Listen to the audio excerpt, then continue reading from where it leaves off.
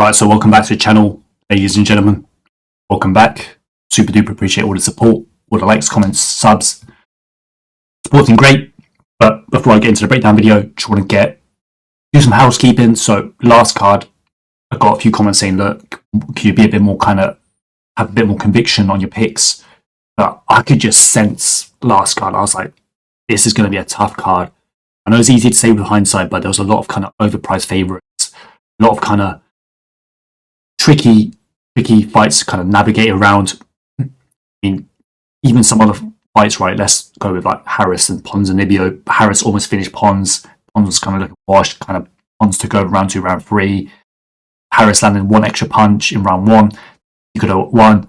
But Almeida versus Rizak. Rizak's a little bit impatient, so he could have probably got a knockout win. So you kind of have to navigate these things carefully. And when it comes to betting, like, you don't need to be betting every single fight. From my experience, when you do that, you're just going to end up in a lot of trouble, dude. You really are. It's really, really difficult to win in these markets. Only a very, very small percentage of people do it. Now, you need to get to a point where you put down like 1% on a bet, 1.125. It's fairly kind of chill about the situation. So I had a losing bet on Gadzi. And obviously, I don't want to lose money, you know, egos on the line, etc., etc., etc. But if I'm putting down like a percent and a quarter on a bet, if it loses, it's not the end of the world, right? Maybe I had like a little bit of cover, so I had a bit of Lopez decision. And obviously, I was a bit upset, you know, watching the fight play out. And I was like, oh, closing my value down the drain, blah, blah, blah. 10 minutes after the fight ended, it's cool, whatever. Another bet on Ernesta. Even then, it's a bit sketchy towards the end, where Ferreira got the takedown, the trick takedown, even though Ernesta was doing a good job defending all the takedowns. So these fights can come down to very, very kind of slim margins.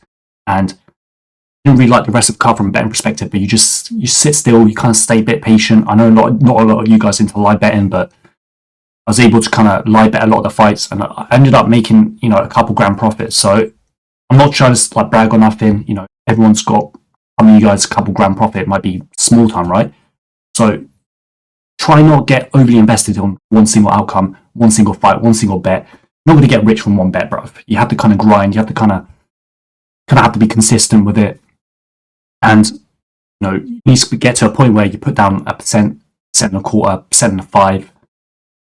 If you're putting 50% of your bankroll on one single bet, it's going to be like a life or death situation, right? And you're going to really going to be stressing and probably not going to be in a good place mentally if the bet loses and you lost a lot of money. So bankroll management, risk management, number one priority. Nobody can pick fights at 100% clip. It's not possible. I mean, if you're world-class elite, you're probably getting like 60% of your bets correct. Last year, probably had a bit of an anomaly year. Maybe I've been doing it for a while, so it's also really, really good. But I won like 70% of my pre-fight bets. But, you know, if you're hitting bets around 55% clip, you're really, really, really good at this. So keep that in mind. So even if you're winning 60%, let's say, which is, I want you to know, that's like top range, you're still going to be losing like 40% of your bets. So, you know, you can have some losing bets in there, just the nature of the business, and you need to be able to navigate that, not get too emotionally attached to one outcome, get too overextended on one single bet. And yeah, because I care about you guys. Obviously, you get some haters and stuff. I've got no type of haters, but a lot of you guys are super cool. Yeah, obviously, before I get into the breakdown video, patreon.com/MMA Lewis, get access to my bets, my written breakdowns. Got written breakdowns for some of the future cards, and I've got bets as well. I think, is there anything else I want to mention? I think I went over everything I wanted to go over. I feel like this stuff is more important than picks, predictions standpoint, because there's always going to be a new event every week. You've got to kind of get the basics down, so don't get emotionally attached on one outcome. Manage your risk correctly. Even if you lose a bet, it's not the end of the world. Maybe have a little bit of a cover bet as well. Yeah, cool. All right. So, click on this fight. We got Tagir Ulanbekov versus Clayton Carpenter. It's a good fight, man. I'm actually looking forward to this one. So, I think this is quite a high-level fight. Flyweights tend to be really, really skilled. You've got Tagir Ulanbekov, well-rounded fighter, works with the Russians. I think he's been making improvements, developments to his game. Looks like he's like leveling up. And I also think this guy's not really a flyweight. He's a 135er. He's too big for flyweight. Let's just be real, man. This guy, he's a weight bully. I like his striking. I think he's got good striking fundamentals. He's got jabs, crosses, teeps, low kicks. And, you know, I can just tell from the past couple of fights that he's been developing, improving this area. And when it comes to his grappling, really like his grappling. You know, he comes from combat sambo background, high-level grappler, strong offensive grappling, and I think his defensive grappling is really, really good as well. He's hard to hold down. He's got good scrambles. He can reverse positions and ground and pound, you know, and submissions. When I put it all together, I really, really like what I see from Tagir Ulanbekov. Things are killers, all around the skill set. And everyone kind of says this guy's kind of like the run of the litter, or I don't know the expression, but, you know, maybe he's not as good as Umar or Habib or Islam, but, you know, I see a good fighter there. Getting working with those guys. Going to be making developments, right? So Carpenter, he's got solid grappling as well, more like American kind of style of wrestling, while Tagir kind of has that Dagestani style of grappling. I think his top game's pretty solid. You know, I think he's a talented fighter. He's got good athleticism. I think he's probably going to be making improvements fight to fight as well. I don't think his striking's terrible, but, you know, I don't think it's an area that's as developed as his wrestling. But how these two match up, prediction standpoint, I have to go with Tagir here. I think he's the better wrestler. I think I prefer his grappling over more. I think probably the better striker as well. If Carpenter gets Tagir down, I think Tagir's got good scrambles. He's good at reversing his position. So, and on the feet, I just kind of prefer Tagir striking a bit more. I think he's a bit more comfortable there. But saying that, I think Carpenter, he's a guy, I don't think we truly know how good he is. I think he could, you know, he could come in here, look amazing, kind of shock us. I think he's kind of got that unknown factor and that kind of high ceiling factor as well. So yeah, I have to go with Tagir as a pure pick. Go to the betting line though. Getting no discounts on Tagir, 1.32. I mean, maybe a bit too steep. I like to get the line a bit closer to that 1.4 range, 1.5 range. I want to feel like I'm getting a good deal. I have to agree with Tagir being. Our next fight here, we got Ricky Turcios versus Benardo Sopaj. So this fight here, we got Turcios. This guy is just like a blood and guts type of fighter, not the most technically gifted, and he's going to come forwards, use his toughness, put pressure, volume on his opponents. You know, can get taken down, but he's got good scrambles. He's also probably faced the tougher level guys inside the UFC, right? Sopaj, on the other hand, you know, he looks sharp, he looks fast, he's young, he's talented. Good ground control against Lockdog, good takedown entries. I do think he's a little bit undersized for bantamweight. I think he should really be fighting at flyweight. That's one thing that kind of stood out to me. I was like, this guy's a little bit small for bantamweight, but, you know, he's sharp, he's quick, he looks decent.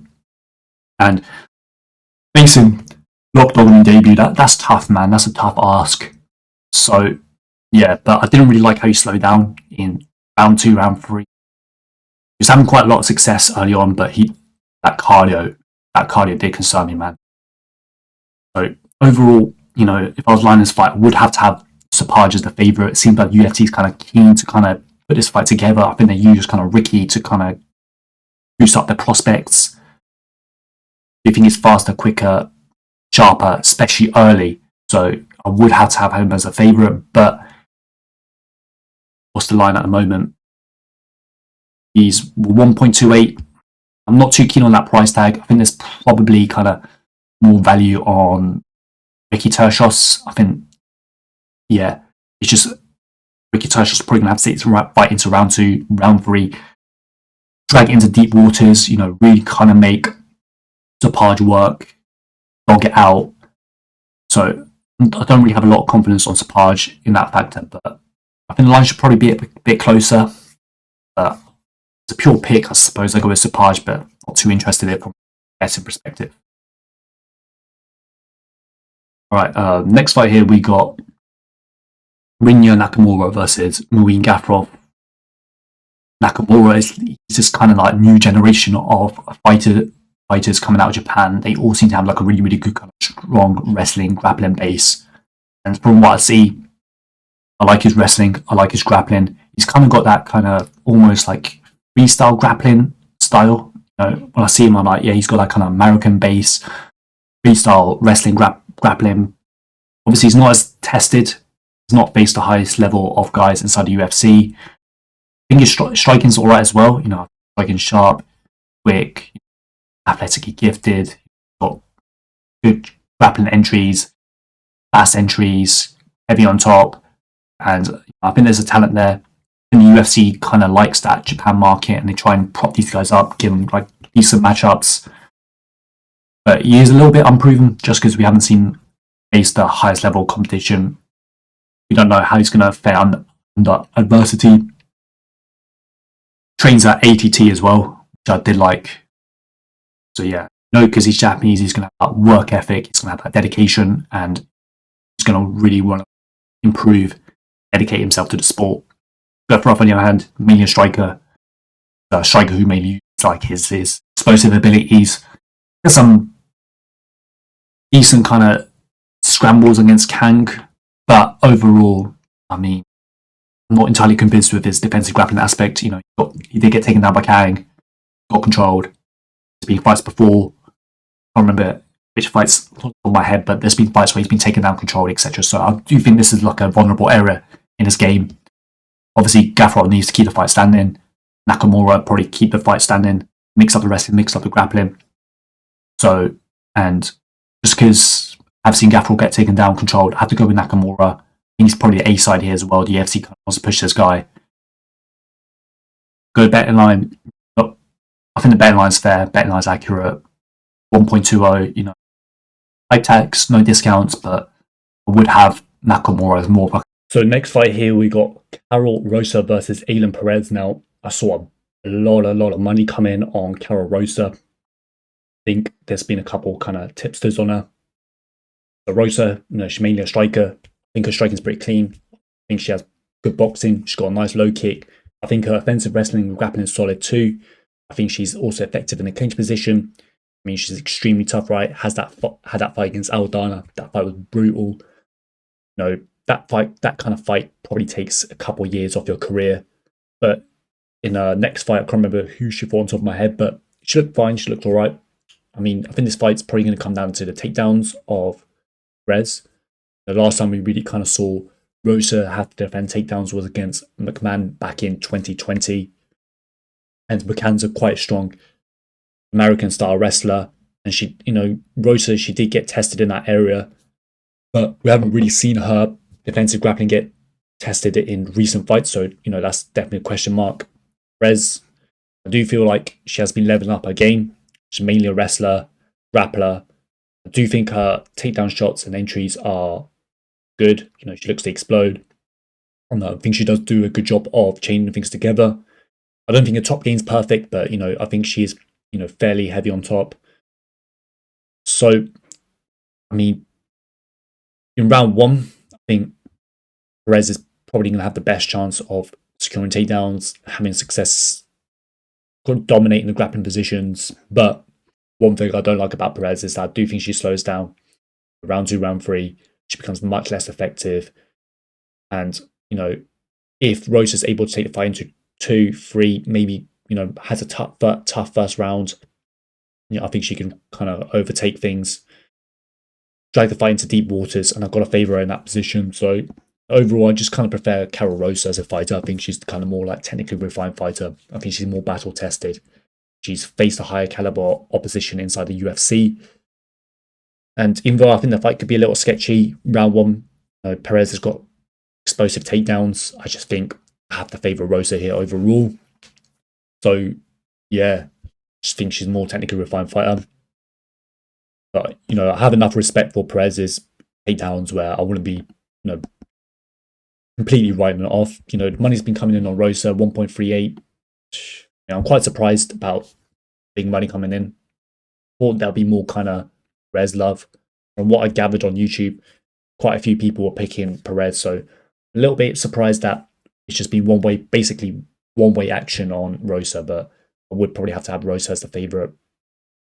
Yeah. Maybe it could be a better live betting entry. If the line gets a bit too steep, you wouldn't want to be paying 1.33 minus 300 for Rosa, in my opinion. there's still a little bit of concerns, a little bit of question marks, but I do feel like Rosa's the more refined fighter, so I do have to lean towards him overall. We've got Spivac versus Almeida. You got Almeida, formerly like a light heavyweight. Probably prefer him at light heavyweight, but you know, he's a roided up Brazilian monster. He's a very, very good offensive wrestler, grappler, very strong, offensively skilled when it comes to wrestling, takedown entries, very kind of athletically gifted. Didn't love how he kind of flaked out against Curtis Blades, but he was ragdolling Curtis Blades. And Curtis Blades is a big, big guy. It's not like an easy thing to do. I also like how he went 5 rounds against Black Beast. Showed that he has cardio for 5 rounds, which was previously a little bit of a question mark, right? And I felt like he kind of messed around in back fight too much. But when I put all together, he's a good, strong, offensive wrestler, grappler, great entries, great shots, very physically imposing, good ground control, threat on the ground with submissions, ground and pound. Yeah, Spivac, he's a wrestler and grappler as well. I think he's a solid wrestler and grappler. A lot of his kind of takedowns come from trips and hip throws. I think this fight's probably going to come down to grappling. Maybe might be a little bit of striking, but I don't think either guy's really that comfortable when it comes to striking. If it does stay striking, it's probably going to be close to 50-50. I think Almeida's probably going to pursue the takedowns. I think Almeida's probably going to be like a tier or 2 above Spivac. So I have to go with Almeida. Just think he's smoother, more athletic, stronger. I have to go with him. Overall, betting wise, seeing some money coming in on Almeida, which is 1.24. I think the line's fair. No, I would have to have Almeida as like quite a big favourite. Not too keen on Spivac as the underdog. But Almeida is going to be the pick. We've got Dawson versus CDF. Great fight here. Interesting matchup here. We've got Dawson. I think he's starting to kind of hit his peak form. I think he's starting to really kind of hit his prime as a fighter. He's 30 years old. Well, I think CDF is probably going to be on steep declines fight to fight, even though he had a really, really good kind of performance. Was it 5 months ago against Rebecca? I just feel like, you know, Father Time's undefeated. And if you're picking CDF, it's just going to be an uphill battle. Already, you just got such a strong trend going against you. But, you know, skill set wise, good striker, 3rd degree black belt, scramble, you know, extremely tough, well rounded. But Dawson, really, really like Dawson's style. Just a relentless wrestler, grappler. He's like chaining attempts for takedowns. I think even his striking's improving. But he mainly uses his striking to set up his wrestling, grappling. I think he's heavy on top. I think he's able to chain things together very well, and he doesn't like kind of give up on himself. So, you know, if you're able to defend 1 takedown, 2 takedowns, you'll keep tempting them, which I love. And I just feel like Dawson's kind of starting to hit his peak form, and I think he's just going to be getting better and better. I know that Bobby Green fight, I'm kind of skeptical about that one. I feel like there's probably some James Krause involvement in that one. And, you know, but generally he's been hard to kill, maybe even though he can be a little bit hittable. So I'm going to have a hard time picking against Dawson here. Dawson's going to be the pick. I know some money's been coming in on CDF. What's he up to now? 1.39. I mean, I can see it in a sense where if you're talking in prime CDF, you know, probably does give Dawson some issues, but, you know, I'd rather just be on the side of youth. Just think Dawson's just going to get the job done through youth and aura. Just, yeah. Anything else I want to mention about that fight?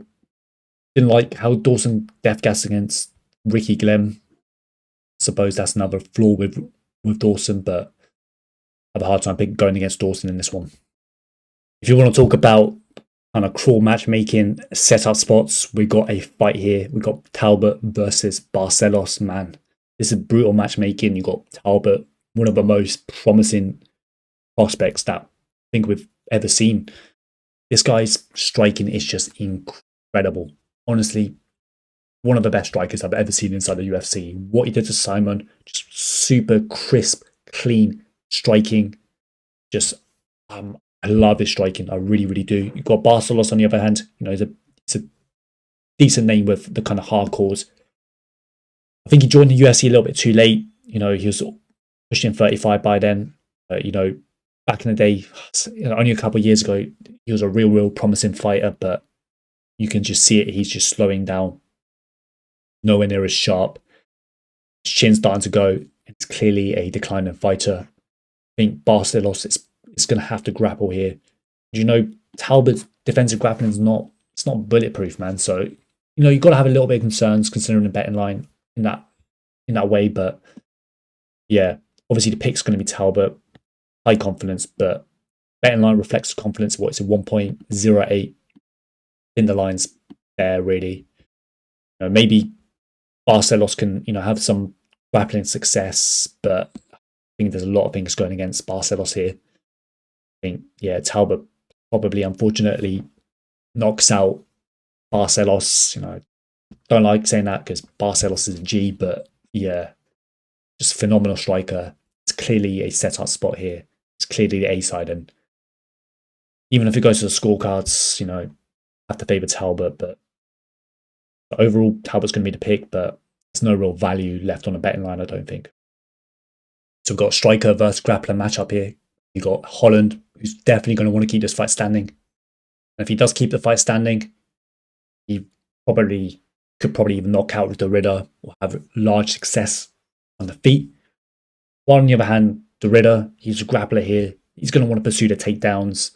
And if he's able to get the fight down to his realm, he's probably going to have a lot of success in that area of the MMA game. Obviously, if it stays standing, you know, I don't like Derrida striking at all.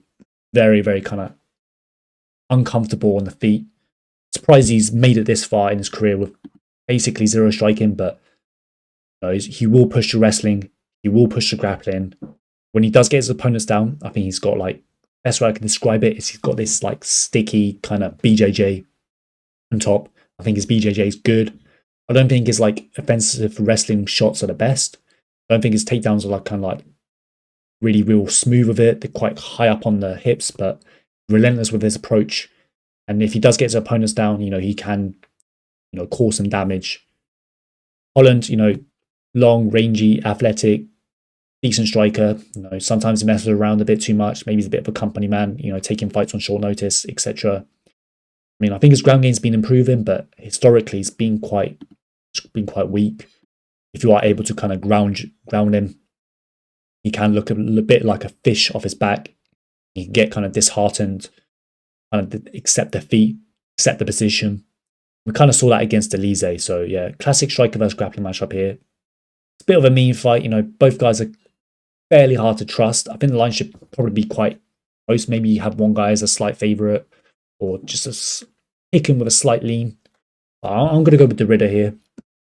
I just think, yeah, if he probably does get the takedowns, if he's able to ground them, he could probably have some success there.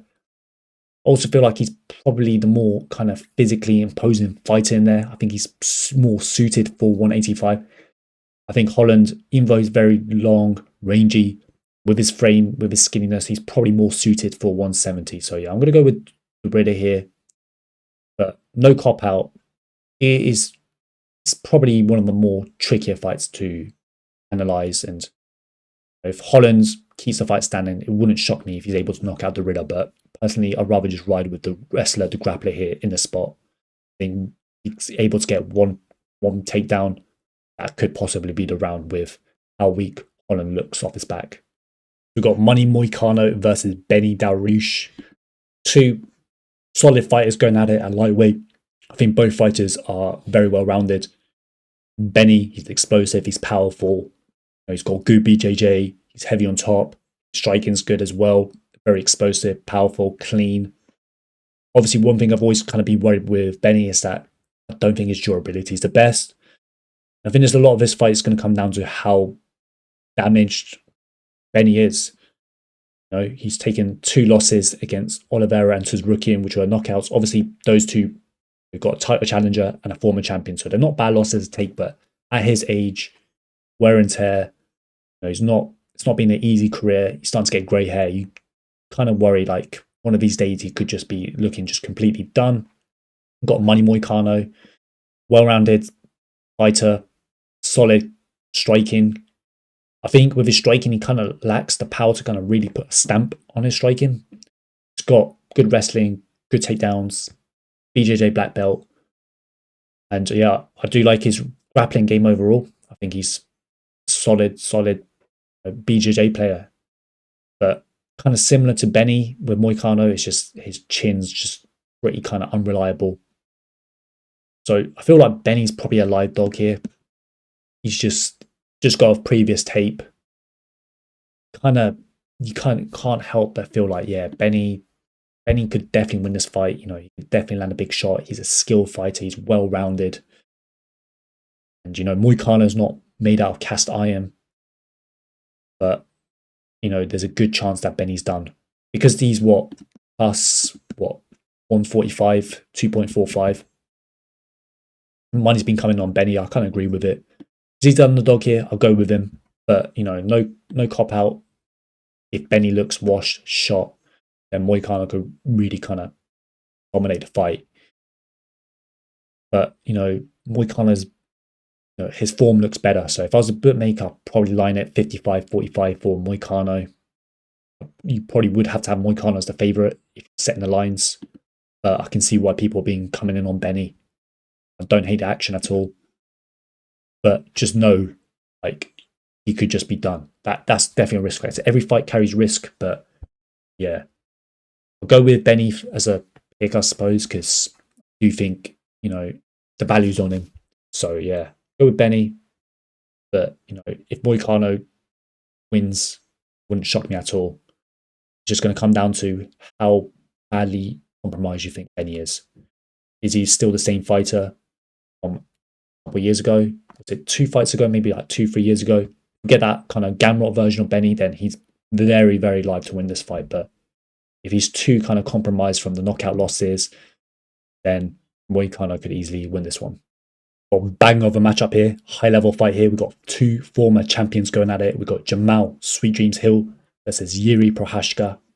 So yeah, obviously these 2 guys are kind of being memed on at the moment, especially Jamal Hill. Everyone hates this guy because of how he's been conducting himself. But, you know, just know these 2 are high level fighters. You know, Hill, former champion, elite level fighter in my eyes. Very good striking fundamentals, great boxing, great straight shots, can push a high pace, can throw a lot of volume. He almost kind of moves like a middleweight for me, you know, with the amount of kind of volume, cardio, and how he can fight hard for 5 rounds. So yeah, he's not an easy guy to take down. So I know he got knocked out by AP, but AP's just one of the best strikers in the game, isn't he? So don't really hold that loss against him too badly. Jiri, another former champion, you know, another top class fighter, very chaotic, high pressure, highly aggressive, very unorthodox, brings a unique game to the cage. A lot of his strikes come from unorthodox angles, and, you know, you might not even see the shot come in, land hard, knockout, right? A lot of his shots definitely carrying a little bit of a sting, a little bit of power. But I don't really like his striking defense. You know, keeps his hands down low. He's almost too willing to get hit. Saw him a couple months ago, some training footage of him having his hands up, but he might be too little too late. Yeah. So Jerry, I imagine, probably going to be the aggressive here. Probably going to be the one pushing forwards. Trying to put pressure, put a pace on Hill. Make him make mistakes, force the action. Hill, you know, might need to try and establish dominance, or maybe look to counter-strike. And I have to lean towards Hill though. Just think he is the kind of more like technically refined fighter. Just think striking's a little more polished. Maybe Jiri's a little bit too hittable for my liking, but it's a dangerous fight, right? You know, got 2 highly skilled fighters going at it. But overall, I would have to have Hill as a slight betting favourite if I was lining this fight. So bet line, yeah. So the bet online opens up Hill around 1.77. That to me is a more kind of accurate line. Maybe like, so what's that? Like 60-40 Hill. Picking with a slight lean towards Hill. That to me is like a more kind of fair line. I agree with that. But overall as a pick, can I have my gut says Hill probably gets a job done, but Jiri, if he knocks out Hill, it wouldn't shock me one bit at all.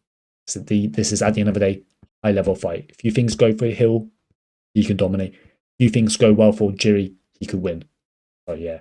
But overall, that says Hill gets the job done. We got cousin Umar versus Merab Dvalishvili. Great fight. Actually, probably a bit of a lie there. Merab can kind of stink out the place, but Merab, he pushes a really, really high pace. He's relentless with his grappling attempts, and he's just kind of like an annoying fighter to deal with. Maybe his top control is not the best. Maybe he's not the best at controlling his opponents on the ground. But if he's just consistently shooting takedowns, pushing people up against the fence, pushing them up against the clinch, that sort of style wears on you. What he did to Peter Yan 5 rounds, that was absurd. Obviously, he can get dinged, he can get clipped, but striking's competent. In this fight here, Umar, this guy's a real deal, man. Just extremely skilled, extremely well-rounded. Mainly got like a kick-based style of striking. Fights out southpaw, and it's just kicking Arsenal. And his kicking technique is just incredible. Super, super crisp striking overall. Just high level stuff. Obviously, because he's Dagestani, wrestling's very, very good as well. Dagestan style of wrestling, grappling. He's getting in work with Habib. All those guys. When I put it all together, Umar, excellent kind of kicking and striking fundamentals, and he's got the wrestling to back it up. Obviously, his defensive grappling is a little bit of an unknown. We don't really know. You've got to imagine it's good just because of how skilled he is when it comes to the offensive wrestling on our side, but we haven't seen anyone try and ragdoll Umar, right? So, yeah. Also, one thing that kind of concerns me about Umar is that cousin Umar, there was an interview on ESPN, and he was talking about how he had like one arm. Seen a few comments like Umar should win even with one arm, but if you're forced to defend the clinch attempts, defend takedowns, I would ideally want my fighter to have 2 working arms, right?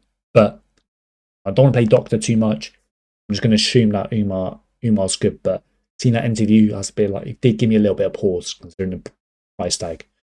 So I do have to kind of lean towards Umar. I just feel like this guy's been destined to be a champion for a while. He's got that aura, hasn't he? I have a hard time going against him, but we'll go to the betting line. 1.32. This guy's always going to be kind of priced as a champion. It's always going to be steep lines. I mean, if he wins this fight, I don't know what he's going to be priced at next against the next, challenger. What, 1.19? And Merab's not a bum, not a bad fighter. He brings a very, very kind of unorthodox game. If he pushes Umar up against the fence, push him up against a clinch, pushes a heavy pace, he could kind of frustrate Umar, cause some issues. And there's a little bit of question marks with Umar. Maybe he's fighting with one arm, but my gut says Umar, but I'm not too really kind of keen on the current price tag. I'd much prefer that kind of open of 1.50, but I'm not going to be getting discounts to ever be able to back Umar. There's always going to be a premium attached to his name.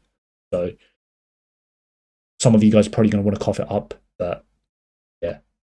We'll go with Umar overall. We'll go to the main event of the evening. Make sure to like the video. Make sure to check out the intro of the video as well, because I share some important knowledge, helping you guys become better. Support the video, support the channel, share, like, comment, sub.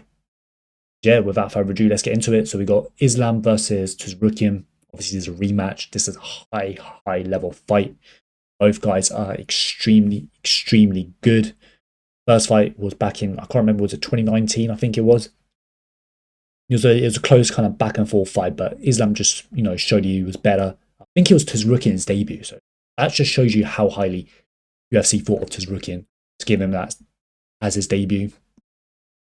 So, I feel like Islam, he's the rightful favourite here due to kind of his previous victory over Tsarukyan, due to the fact that he is one of the pound for pound best fighters inside the UFC. And I think when we look back in time, look back in history, we'll be like, Islam was one of the best lightweight champions inside the UFC. I think a lot of that's kind of already being accounted in, but at the same time, Tsarukyan's not a bum. He's not a bad fighter at all. He's highly skilled. And, maybe there's a bit of a bold claim, but if it wasn't for Islam, he probably would be the champion if Islam wasn't in his weight class. So, yeah. I would line Islam as the favourite, but if I was forced to bet it, I'd only look at betting the underdog into Tsarukyan. What's the price on Tsarukyan? I think it's like 3.85.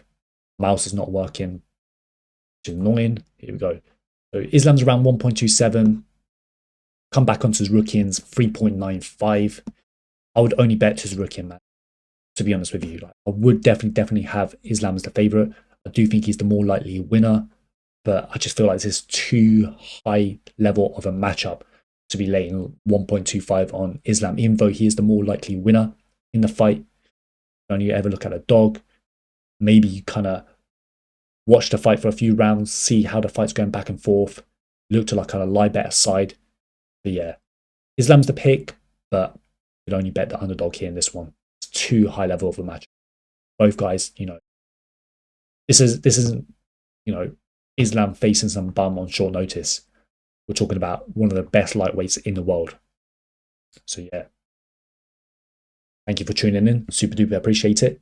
Like, share, comment, sub. Good luck this weekend.